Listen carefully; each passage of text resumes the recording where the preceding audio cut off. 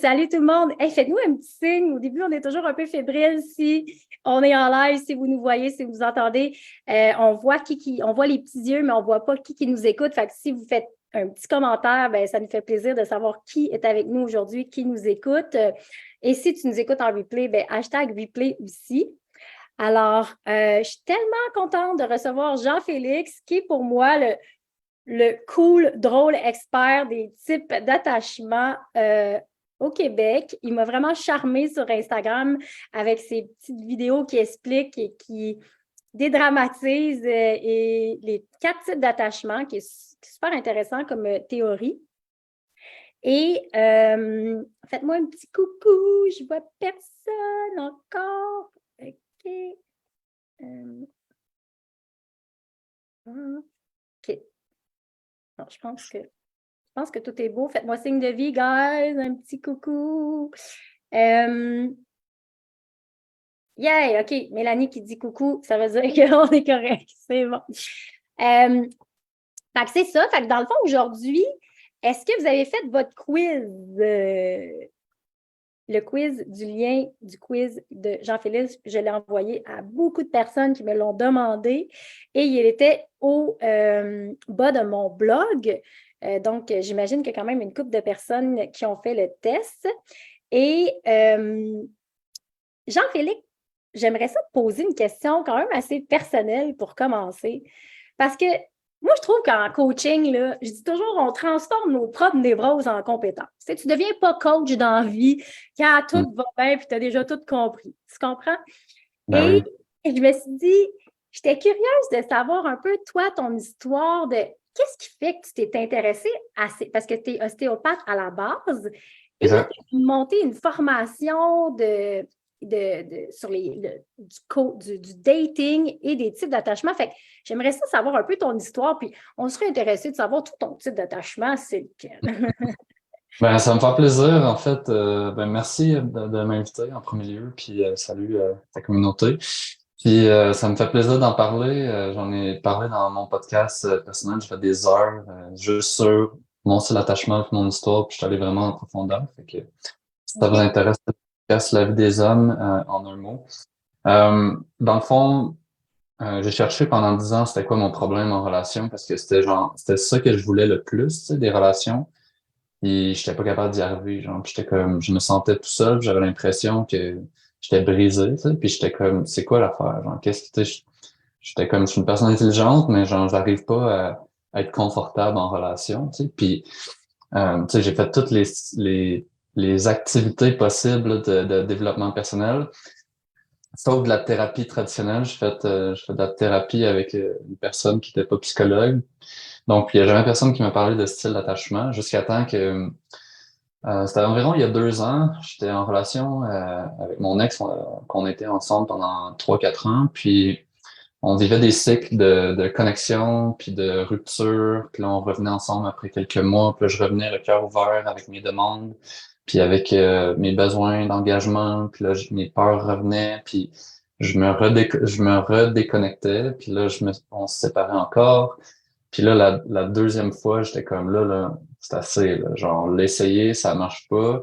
Genre, je vais l'accepter, puis that's it, tu sais. Puis je pense que 2 mois après, j'ai commencé à revivre la nostalgie, puis des émotions de jalousie même, tu sais, par rapport au fait que mon ex a commencé à dater du monde. Puis là, j'étais comme, comment ça se fait que je me sens comme ça, tu sais? Puis avec certains outils pour aller explorer un peu mon inconscient, ben, j'allais découvrir que j'avais énormément de culpabilité par rapport au fait que j'avais pas été vraiment comme présent à la fin de la relation, tu sais, que j'étais beaucoup déconnecté puis froid avec elle, tu sais, puis je me sentais vraiment coupable de ça, puis ça m'a fait vivre comme une genre de crise d'anxiété permanente pendant comme 2 mois, tu sais, alors que je suis vraiment pas anxieux dans la vie en général. Puis ça a fait que genre là, je suis allé chercher sur Google genre comme mes symptômes là, tu sais comme on pourrait faire avec notre corps. puis puis c'est les styles d'attachement qui sont sortis. Alors que ça c'est vraiment bizarre parce que j'étais en train de lire un livre sur les styles d'attachement puis je me reconnaissais pas du tout dedans. Puis c'est OK. le livre Attached que la Hmm. majorité qui commencent à le lire vont lire ce livre-là. Mais moi Ouais. j'aime pas ce livre-là à cause de l'expérience que j'ai eue. Parce que, dans le fond, il parle pas beaucoup du style désorganisé, puis ça en reviendra, mais il y a 4 styles, sécure, anxieux, évitant, puis désorganisé. Il passe presque tout le livre à parler de anxieux puis évitant, puis moi, j'étais comme, je me reconnais pas dans un ou dans l'autre, tu sais. Puis OK. là, en tapant sur Google, je suis tombé sur une vidéo en ligne qui parlait de comment un évitant vivait une rupture, puis là, j'étais là, oh my God, c'est exactement ce que je vis en ce moment, puis ce que j'ai vécu dans toutes mes relations, tu sais. Fait que, puis on en reparlera peut-être plus tard de comment un évitant vit une relation, là, mais moi, c'est beaucoup dans ça que je me suis reconnu. Donc, OK. donner des pistes pour travailler sur moi, tu sais, notamment la culpabilité. Puis depuis ce temps-là, ben, je continue à travailler, surtout mes réactions, puis ma capacité à m'autoréguler émotionnellement, à communiquer dans la communication non violente. Donc, tout ça, ça fait que je vis mes relations avec beaucoup plus de détente, on va dire. Puis, mais ça reste que c'est un processus en constant travail parce que je pense que mes réactions vont probablement toujours être là. Tu sais, mon attachement va toujours être désorganisé, mais c'est comment que je réagis puis comment que je travaille sur mes réactions, que ça, c'est vraiment beaucoup en train de changer. Puis le fait que j'étais désorganisé puis que j'avais les deux pôles, tu sais, anxieux et évitant, mais ça fait que quand je regarde les gens, mais je me vois beaucoup dans la majorité des styles d'attachement, donc je suis capable de connecter avec eux. Puis je pense que les désorganisés font les meilleurs coachs de style d'attachement, on va dire, parce qu'ils vivent les deux réalités, là. Les deux, parce que dans le fond, tu sais, les quatre, tu sais, il y a l'anxieux, il y a l'évitant, il y a le désorganisé. Tu sais, en gros, là, si on fait une introduction rapide, tu sais, j'ai Mhm, partagé, tu sais, vous pouvez aller lire le blog, vous pouvez aller regarder, aller suivre Jean-Félix sur Instagram, tapez-vous de ses reels, ça va vous prendre une demi-heure, vous les faites une après l'autre, vous allez rire, vous allez mhm, guérir et vous allez pouvoir observer sans jugement toutes les des petites réactions d'anxieux ou d'évitant que vous ne vous rendez pas compte peut-être que vous faites ou que vous mhm, subissez parce que peut-être que vous avez un style d'attachement sécure puis que vous êtes avec un anxieux ou un distant puis c'est comme pas facile à gérer. tout à Donc, fait. l'important, c'est de mettre de l'amour et de la lumière puis d'être sans jugement par rapport à ça puis se donner beaucoup d'amour parce que nos types d'attachement, dans le fond, ont été comme pas mal créés dans notre enfance avec les schémas familiales. Est-ce que tu es d'accord de dire ça, Jean-Félix? 100%. Le style d'attachement, ben, ce que la théorie dit, c'est que c'est entre 0 et 2 ans, dans le fond, que les racines les plus fortes de notre style d'attachement vont être créées.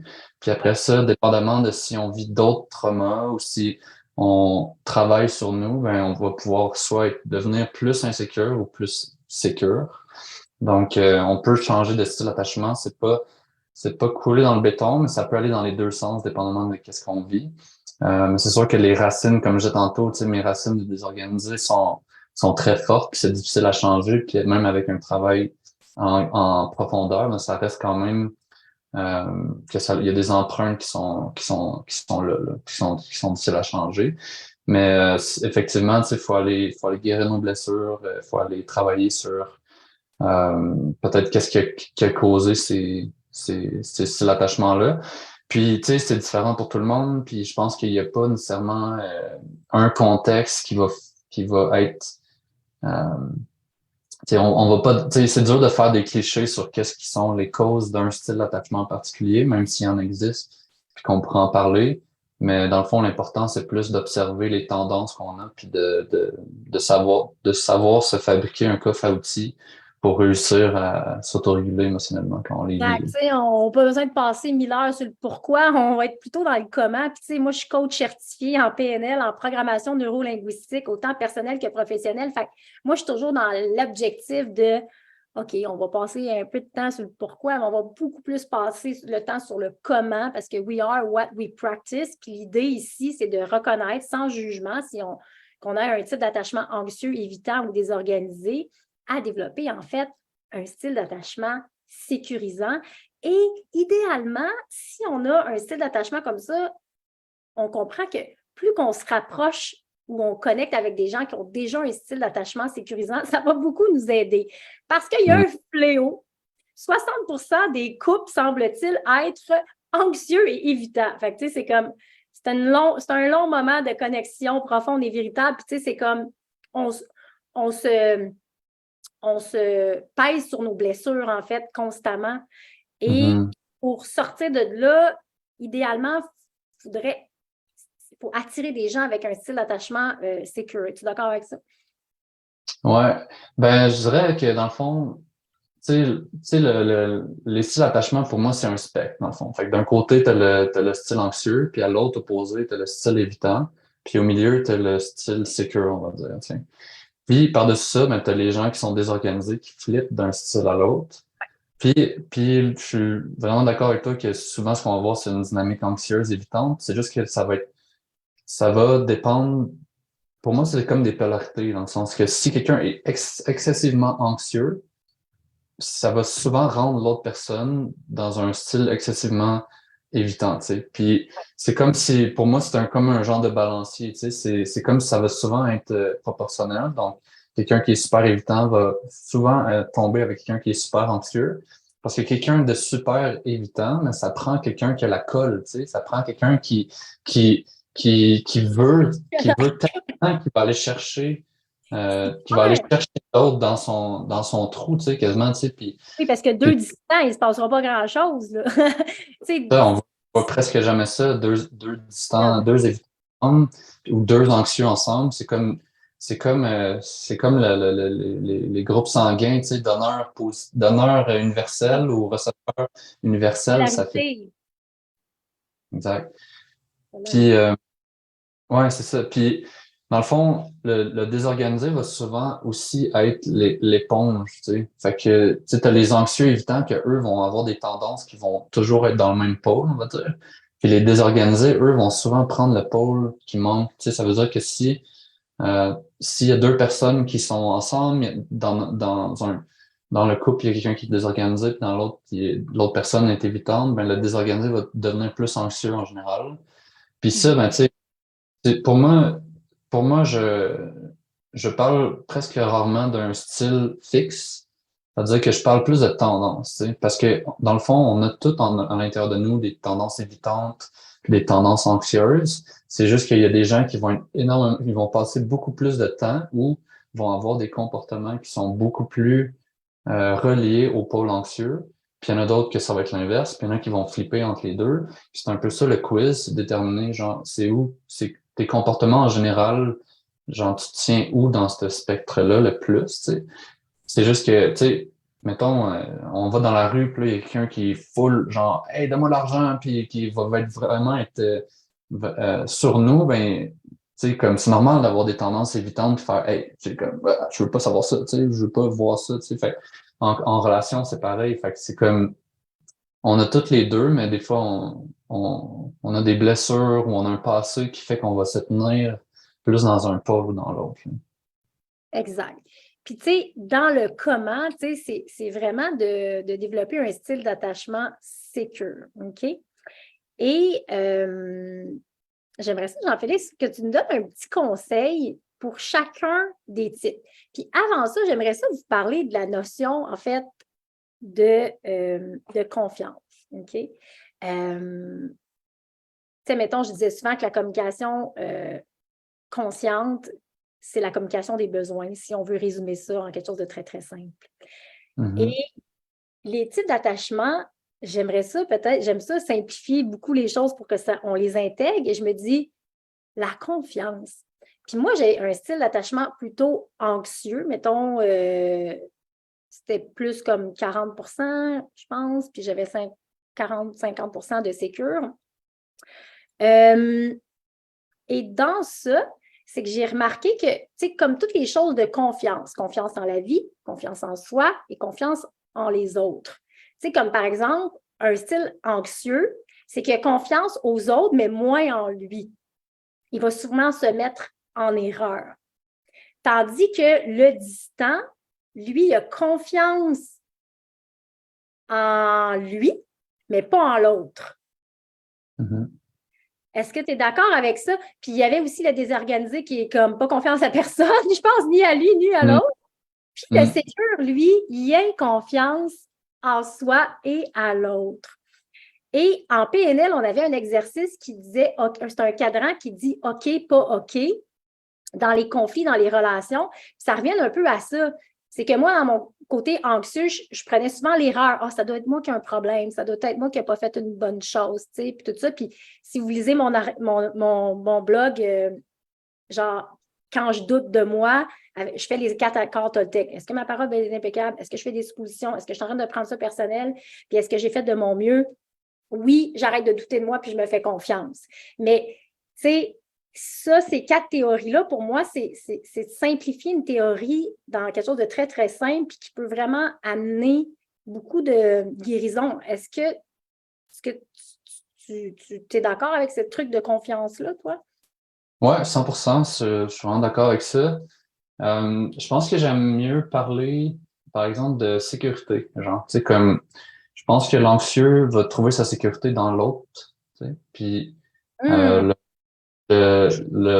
l'évitant va plus trouver sa sécurité en évitant, donc en fuyant dans des choses externes, mais des choses comme dans des objets ou dans Netflix ou dans des choses comme ça. Tu sais, c'est en fuyant ses émotions puis en se déconnectant de lui-même puis de ses besoins, mais il va trouver sa sécurité dans ça, tu sais.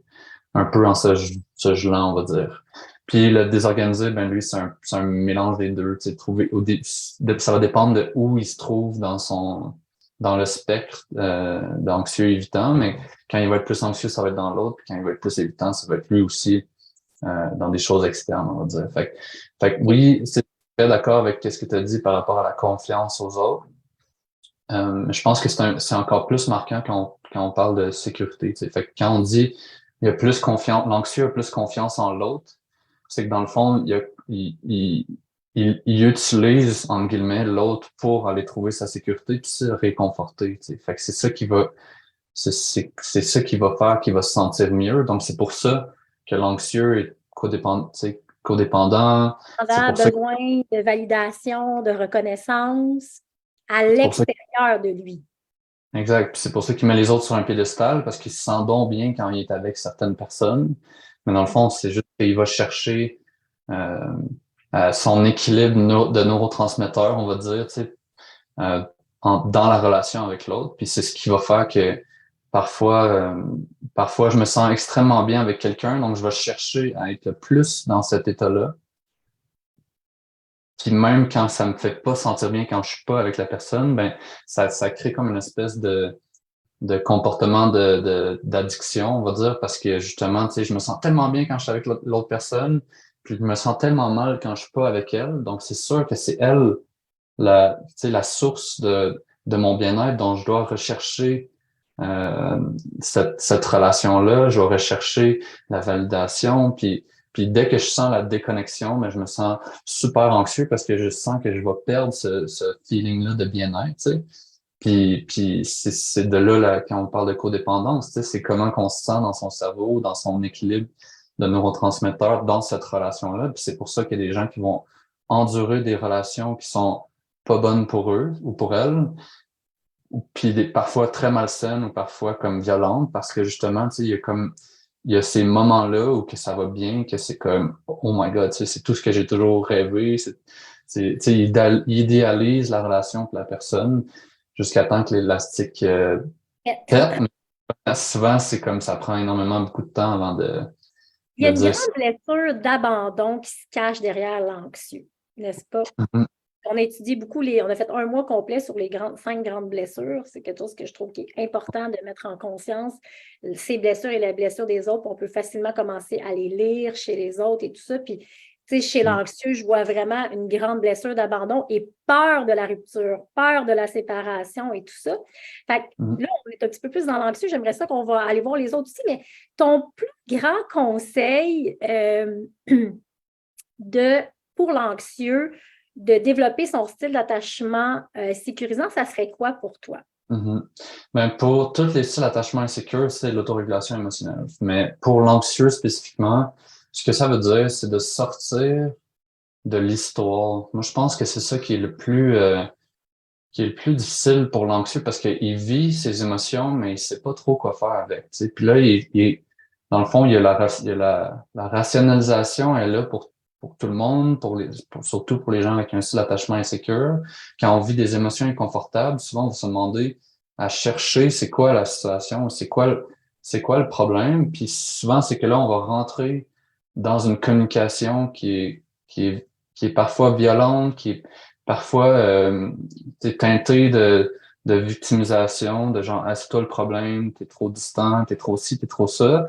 Mais dans une relation, c'est toujours une dynamique, des dynamiques qui sont créées sont toujours, selon moi, en responsabilité 50-50 de chaque côté. Donc c'est de se demander comment je me sens, c'est quoi l'émotion, de la clarifier, puis de la vivre complètement, tu sais, puis de, de, de résister l'envie de rationaliser puis de partir dans la guerre de qui a raison, tu sais. Fait que la communication non violente peut vraiment nous aider pour ça. Puis, puis de prendre responsabilité de qu'est-ce que je vis, puis de voir à quoi c'est relié dans mon passé aussi.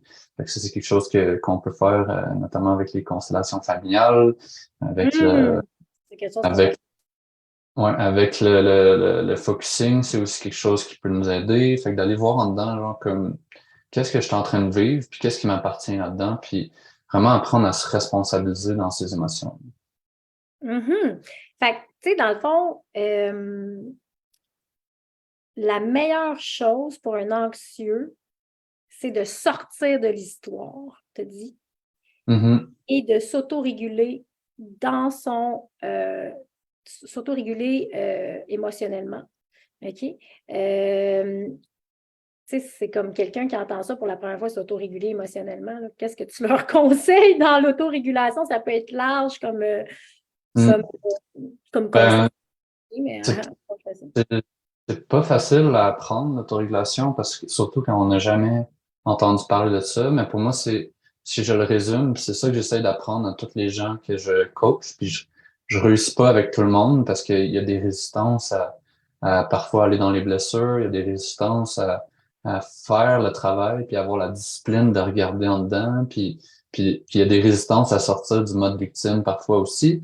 Mais dans le fond, c'est apprendre à ressentir son émotion. C'est la première chose. Donc, les anxieux vont souvent avoir plus de facilité à la ressentir, l'émotion, alors que les évitants, en général, vont avoir beaucoup plus de difficultés, vont souvent être coupés, puis là, on leur demande comment tu te sens, puis ils sont comme, ben, je sais pas, je me sens correct, tu sais, puis c'est comme, non, mais là, ça se peut pas.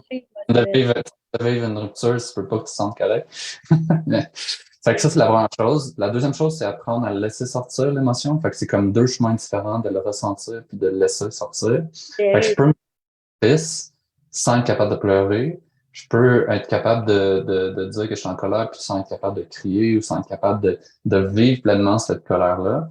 Puis, ben, pour moi, ça, c'est ce qui va nous ramener dans un état de neutre, genre, tu sais, un état où on se sent dans son corps, dans son cœur. Puis, il y a plusieurs outils qu'on peut utiliser, tu sais, ça peut être du breathwork, ça peut être de vivre l'émotion, de pleurer, de l'amplifier en écoutant de la musique triste, peu importe c'est quoi, mais de sortir qu'est-ce qui est là. Puis ensuite, ben c'est une fois qu'on a réussi à revenir dans l'état neutre, peut-être qu'on a aussi réussi à parler à notre enfant intérieur dans ce processus-là, parce qu'on a vu qu'il y a quelque chose qui était relié à ce qu'on vit présentement. Puis l'autre étape d'après, ben, c'est réussir à communiquer sainement, donc en utilisant la communication non violente, ou du moins exprimer notre ressenti en se responsabilisant par rapport à qu'est-ce qu'on ressent. Exact. Donc, si on comprend bien, puis ça, c'est ce que j'aime apporter aussi dans mes programmes de coaching, c'est qu'on est responsable 50-50 de la dynamique relationnelle. Là. Tu sais, ça ne s'est pas fait toute seule, là, ça. Là. Fait qu'on a toutes les deux 50%, puis agree to disagree. À un moment donné, arrêtons de vouloir avoir raison à tout prix. Et après ça, embarque quand même le 100% responsable émotionnellement de tes réactions. Comment toi, t'es blessé, comment toi, tu réagis, c'est ton histoire personnelle qui t'appartient. Fait que c'est là que la responsabilité émotionnelle, puis l'autre aussi est responsable de, tu sais, fait que ça, moi, c'est un concept qui est important pour moi, le 100% responsable émotionnellement de notre réaction. Oui. Je pense que c'est quelque chose qui est vraiment comme difficile à entendre, surtout si on a vécu des relations violentes, des relations abusives, des relations avec une personne qui était narcissique. C'est vraiment difficile à entendre parce que Dans le fond, moi, ce que je dis, c'est que je suis responsable de comment je me sens puis de comment je réagis, tu sais, mais je suis pas responsable de comment l'autre se sent puis de comment l'autre agit non plus. C'est juste que, mettons que je suis avec quelqu'un qui est violent, tu sais, puis que je vis de la violence, ben, la première fois, je suis pas responsable tu sais, s'il arrive de quoi, tu sais, genre, je suis pas responsable de cet événement-là, mais si je l'accepte, tu sais, Mhm. puis que je mets pas de limite, puis que je participe à créer cette dynamique-là de violence qui se répète, ben, je suis 50% responsable puis ça, je sais là, que c'est pas facile à entendre, mais ça reste que c'est la réalité, tu sais. Il y a quelqu'un qui dit pas non, ça c'est, là, tu sais. Puis il y a quelqu'un qui participe à continuer, même si je reçois la violence, je suis responsable de maintenir la possibilité que cette violence-là, elle arrive, tu sais. Donc, donc c'est ça, tu sais, je suis responsable de comment je me sens, de comment j'agis. Puis l'autre chose, ben, c'est l'autre, l'envers de la médaille quand je suis peut-être un style désorganisé. On n'en a pas nécessairement parlé beaucoup encore, mais c'est souvent des gens qui se sentent énormément dans le vouloir sauver les autres parce que ça a été leur stratégie. Parce que, tu sais, si j'en parle un peu de comment ce style-là, il s'installe, en général, c'est des gens qui ont vécu en étant connectés à la souffrance de leurs parents, en général, puis qui se sont dit, ma stratégie pour avoir l'amour, ben, pour survivre, tu sais, stratégie de survie quand on est enfant, parce que si on se fait abandonner, ben, on va mourir, là, tu sais, en tant que bébé. Fait que la stratégie, c'est de se dire, je vais essayer de sentir comment, comment et pourquoi mon parent il souffre, tu sais. Puis probablement que c'est de ma faute, ça c'est une autre affaire. Donc, essayer de sentir comment je peux agir pour avoir l'amour que j'ai besoin. Ben, ce qui va arriver, c'est on peut jamais contrôler comment l'autre se sent. Donc, quand l'autre se sent pas bien, on va se sentir coupable. Donc, on va amener ça après ça dans nos relations. Fait qu'on va choisir des gens souvent dans lesquels on va être dans une position de contrôle ou de pouvoir, soit parce qu'ils vont pas bien, puis qu'ils ont besoin d'aide, ou soit parce qu'on se met dans la position de l'enseignant, ou peu importe. Puis, ce que ça va faire, c'est que quand l'autre se sent mal, ben, on va se sentir coupable. Puis c'est ça que je parlais au début, là, quand je parlais de culpabilité, ben, c'est de voir que, tu sais, comme l'autre a des besoins ou des attentes qui sont pas répondues, puis c'est de ma faute. Donc, je me sens responsable de ça. Fait que ça, c'est une autre chose, c'est quand je disais comme si je maintiens cette dynamique-là de contrôle dans la relation, cette dynamique-là qui fait que je montre à l'autre comment être bien, tu sais, ben là, je suis aussi responsable de ça, même si c'est l'autre qui va pas bien, tu sais, même si c'est l'autre qui a des problèmes financiers, même si c'est l'autre qui a des problèmes émotionnels, puis que je suis là, puis que je l'aide constamment, tu sais, puis que là, je vis quand même une espèce de culpabilité ou même une insatisfaction par rapport à la relation, ben, je suis responsable de maintenir cette dynamique-là en place, qui souvent, dans le fond, va faire que j'ai pas besoin de me montrer autant vulnérable parce que je suis la personne qui est supposée aller bien, qui est supposée être en contrôle, puis tout ça. Tu sais. Fait que c'est comme une protection pour se montrer vulnérable. Souvent, ça, c'est vraiment un truc qui est super inconscient. Il doit y avoir beaucoup de coachs quand même qui ont un style d'attachement désorganisé parce que ce grand besoin d'aider, le côté très altruiste, puis en même temps, Mm. la pression d'être un exemple, la pression d'être de montrer l'exemple, tout ça, tu sais, ça peut se transmettre quand même beaucoup dans les relations personnelles des gens qui sont dans des rôles de bien-être, tu sais. Euh, Complètement. c'est Ouais. super intéressant, le désorganiser, surtout aussi quand on comprend que moi, en fait, je pense que, tu sais, aussi les quiz, là, attention, hein, l'humain est beaucoup trop complexe pour toutes les théories qui tentent de l'expliquer. Je le dis souvent, que ce soit avec l'énéagramme ou les types d'attachement, on en prend puis on en laisse. Puis c'est pas parce que le quiz, il dit que tu es telle affaire. Prends le temps de Mm. vraiment aller au fond de chaque type et de vraiment raisonner avec ta propre souffrance ou les propres patterns qu'il y a dans ta vie. Puis peut-être que finalement, tu vas découvrir que tu es plus désorganisé, puis que le test, il dit qu'il est anxieux parce que, bon, tu te rends compte que dans ta famille, dans ton enfance, tu sais, tu as souffert à travers tes parents, que ça fait commence à faire du sens et tout ça. Et Mm. ça prend du temps, des fois, de se positionner sur des trucs d'étiquettes comme ça. Il faut faire attention. Donc, prenez le temps de vous familiariser avec tout ça. On a parlé quand même un peu on a parlé pas mal de l'anxieux, on a commencé à parler pas mal du désorganisé. Peut-être qu'on pourrait aller un petit peu plus en profondeur sur celui qui est distant pour comprendre un peu les racines dans l'enfance, pour que les gens puissent se reconnaître et quelques petits comportements typiques, puis peut-être aussi comment on peut se rapprocher du sécure dans ce type-là. Mhm. Ben, dans le style évitant, c'est encore une fois un style qui va être beaucoup relié à la culpabilité puis la honte. Donc, ça va être comme quand je reçois du blâme, souvent je vais me déconnecter. Puis en général, c'est des gens qui sont vraiment pas à l'aise avec l'aspect émotionnel, donc l'aspect sensibilité, vulnérabilité.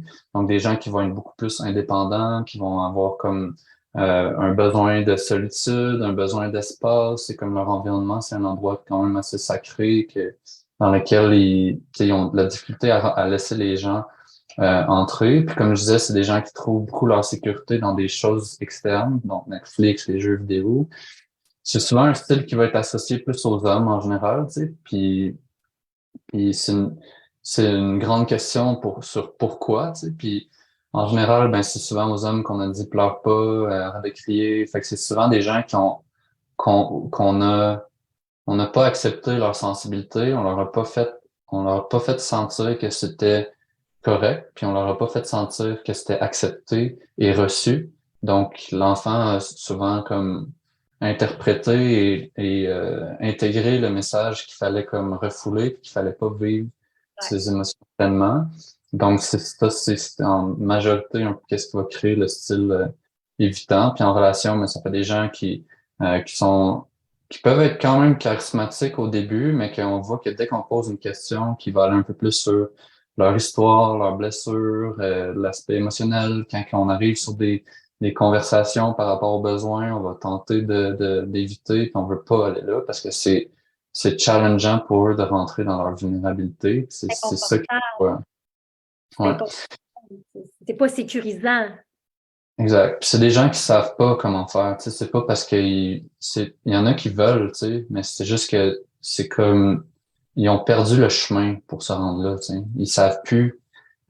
Tu leur demandes comment ils se sentent, ils savent pas. C'est un brouillard, c'est coupé complètement. Tu sais, donc pour les plus Ton meilleur conseil, comment ces gens qui se reconnaissent dans le type d'attachement distant peuvent guérir?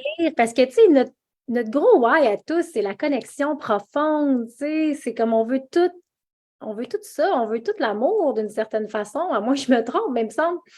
Il y a ce grand besoin de connexion-là, puis il n'est pas permis. On veut tous l'amour, mais je pense que pour les évitants, c'est pas mal plus en background, mettons. C'est moins, ça va être des gens qui vont être plus, comme tu le disais dans ton post, qui sont un peu plus orientés sur l'aspect financier, l'aspect matériel, l'aspect externe, parce que c'est ça qui leur fait du bien, tu sais. Fait que si j'en ai plus, ben je vais avoir plus de moyens de free, on va dire, tu sais. Donc c'est quoi le il y a beaucoup là-dedans, le workaholic overachiever dans le travail, le distant, est-ce qu'il ne serait pas en train de... Parce qu'on a peu travaillé, on a peu aller dans le parallèle avec le slowpreneur, là, tu sais. Que le distant serait tendance à se perdre dans le travail? J'aurais tendance à dire que c'est probablement vrai, tu sais. Mais je pense qu'il y a d'autres facteurs qui vont rentrer dans ça quand on va plus dans l'obsession, on va dire, là. Mais pour répondre à ta question de comment on fait pour sortir de là, c'est dans beaucoup de disciplines, tu sais. Mais c'est parce que c'est l'affaire, moi, c'est ça que j'observe, tu sais. Je rentre avec je travaille avec des gens évitants, mais comment je fais pour tu sais, les anxieux, c'est facile, genre, ils m'écrivent tout le temps, ils font tous leurs exercices, ils sentent leurs trucs, tu sais, c'est pas facile d'en sortir, mais c'est comme si, tu sais, ils viennent plus vers moi en général. Mais Ils sont engagés dans le processus. Ouais, mais ils souffrent, tu sais. Ils souffrent, fait ils veulent aller mieux, tu sais. C'est pour ça que, tu sais, on va rentrer dans les généralisations, là, mais tu sais, il y a beaucoup plus de femmes qui sont anxieuses, puis beaucoup plus d'hommes qui sont évitants. Mais pourquoi il y a autant de femmes qui sont comme, genre, dans le développement personnel, Ben, c'est parce qu'ils sont conscients un petit peu plus de leur souffrance que quelqu'un qui est en train de geler cette souffrance-là, tu sais. Donc, comment on fait pour sortir du côté évitant? Moi, tu sais, pour être vraiment, tu sais, je riais quand tu disais ça parce que j'allais faire une joke, mais c'est quasiment pas une joke, mais je pense que, tu sais, il faut utiliser des moyens qui vont nous reconnecter à notre corps puis à nous, genre, tu sais. Puis c'est quoi ces moyens-là? Ben, c'est le breathwork, c'en est un bon. Puis Hein? ce qui me faisait rire, j'ai failli dire ça direct en partant, mais je sais que c'est plus controversé, mais tu sais, microdosing de champignons magiques, pour moi, c'est ce qui m'a aidé le plus, ça, puis les constellations familiales, parce que, tu sais, en ayant un style désorganisé, j'ai des côtés évitants, tu sais, qu'il a fallu que je travaille, tu sais, puis des fois, je me vois que je suis là-dedans, mais qu'est-ce que je fais pour sortir de ça, du côté bloqué où je sens plus rien, ou que j'ai juste envie de repousser la personne le plus loin possible, ben, il faut que je revienne ici maintenant, genre, tu sais. Fait qu'il n'y a pas d'autre façon que ça. Mais genre, qu'est-ce qui m'aide à faire ça? C'est breathwork, c'en est vraiment un bon. Méditation, puis microdosing ou macrodosing, mais là, Il ça, y avait un, il y avait un article dans la presse que peut-être que je pourrais pas vous le partager parce que les réseaux sociaux ne le veulent plus, mais il y avait un article dans la presse qu'une sexologue, une coach relationnelle sexologue euh, conseillait de la MDMA pour régler, reconnecter le couple en connexion. mhm, Comme un peu mhm, dans la même veine que le microdosing, ben dans le sens que c'est parce que là, l'ego, il part dans ce temps-là, dans la MDMA. On est connecté au corps, on est connecté au cœur. Et là, il y a une plus facilité de parler, d'échanger dans son expression véritable. Et là, il y a une reconnexion de communication qui peut se faire à cause ben, de cette médecine-là, si on peut l'appeler comme ça. Ça peut être une drogue pour certains, une médecine pour d'autres. Mais si c'est c'est fait dans un rituel sacré, guérir le masculin, le féminin sacré, bien encadré avec des professionnels, ça peut être transformateur, mais ouais. bien accompagné dans un rituel sacré, là, pas Mhm, random comme ça. mhm.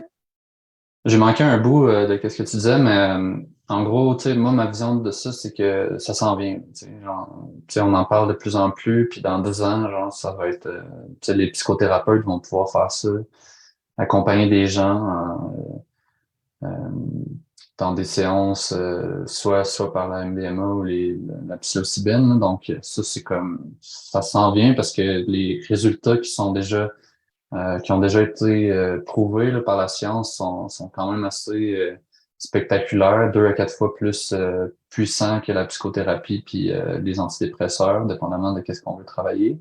Mais effectivement, tu sais, faut pas faire ça dans des contextes qui sont pas sécuritaires parce que ça peut être dangereux. Exact. Intéressant. Donc, distant, on travaille sur sa discipline, la reconnexion au corps, le breathwork, aller toucher un petit peu plus à l'émotionnel. Euh, Mm. donc, on a quand même parlé de chacun des types. Euh, il y a plein de petits commentaires que j'aimerais ça te lire. Il y a Maëva qui dit être avec un anxieux étant évitant est la meilleure relation que j'ai eue à date. Son anxiété me permet d'être moins évitante. Win-win. Mm. C'est quand même intéressant parce que j'aurais tendance à dire qu'en général, ça déclenche plus le côté évitant d'avoir quelqu'un qui a beaucoup de besoins, qui est beaucoup dans son côté souffrant, on va dire. Puis, puis peut-être que ça le met en lumière, puis ça lui permet de guérir ses patterns. Peut-être que c'est ça qu'elle veut dire, là. Oui, mais là, ce Euh, qui est intéressant, c'est qu'elle a commenté, elle a dit ah, ben finalement, je pense que je suis anxieuse. Fait que peut-être ou qu'elle est organisée. Qu'est-ce que tu en penses, Jean-Félix? ça faudrait en parler, je sais pas si c'est Ouais. difficile à dire, mais On va c'est être dans clair que notre live coaching lundi. Ben, Eva, on va se mettre sur ton cas. Dans la cohorte Tu viens, Jean-Félix va être avec nous dans la cohorte pour une bonne heure. On va aller en profondeur. Fait qu'on va pouvoir aller un petit peu plus loin pour Maëva. Catherine qui nous dit effectivement, mais le quiz nous aide énormément, nous informe, nous enseigne, nous donne des bases. Perso, c'est un outil essentiel que j'aime beaucoup. hmm, Elle dit est-ce que les personnes narcissiques ont des tendances à être évitantes? Question intéressante. c'est une bonne question. Tu sais, j'avoue que tu sais, je suis pas spécialiste des problème de personnalité, là, tu sais, même si j'en vois, puis mais je travaille pas ça spécifiquement, là. C'est plus, je pense, lors de la psychothérapie, mais j'aurais tendance à dire que oui, là. Parce que c'est souvent des gens qui peuvent pas sentir d'empathie, donc plus déconnectés de leurs émotions, là. Ben oui, c'est sûr que, tu sais, puis c'est une pathologie, le narcissique pervers. Tu peux avoir une tendance narcissique, mais aussi, c'est ça qui arrive avec le narcissique pervers. Il n'y a aucune capacité de réflexion sur lui-même. Ce qui est très triste aussi, c'est qu'il n'y a donc aucune capacité de guérison s'il n'y a pas de capacité de réflexion. Fait que c'est difficile de faire des guérisons Mm. pour cette pathologie-là. Mais c'est à nous, en tant que responsable de notre bien-être, qui doit détecter quand sortir de la relation, justement. Euh, Peut-être que, en tout cas, je sais pas si j'ai pas vu jamais d'écrit ou de théorie là-dessus, mais peut-être que le côté narcissique, c'est comme l'évitant poussé à l'extrême, genre, tu sais, qui devient pathologique. Ça, Exactement, oui, ça fait énormément de sens. Et je te remercie beaucoup, Jean-Félix, d'avoir accepté mon invitation. Allez faire son quiz.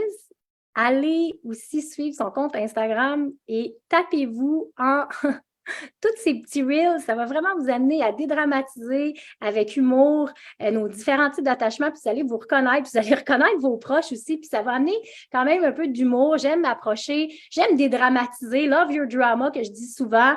Fait que je pense que Jean-Félix, il a vraiment trouvé une façon charmante et drôle de nous amener dans une guérison légère par rapport à ça. Continue de nous faire rire avec ça, on adore. Et on va t'avoir comme coach invité lundi prochain dans la cohorte Create Yourself comme expert sur les types d'attachement. On va aller encore plus en profondeur. Fait que ceux qui suivent le coaching, ça, c'est un devoir de préparation parce qu'on ne va pas répéter ce qu'on a dit, là. Arriver préparé. Donc, bisous tout le monde, bonne journée et merci infiniment et à lundi, Jean-Félix. merci de l'invitation, merci à tout le monde d'avoir été là. Bye bye.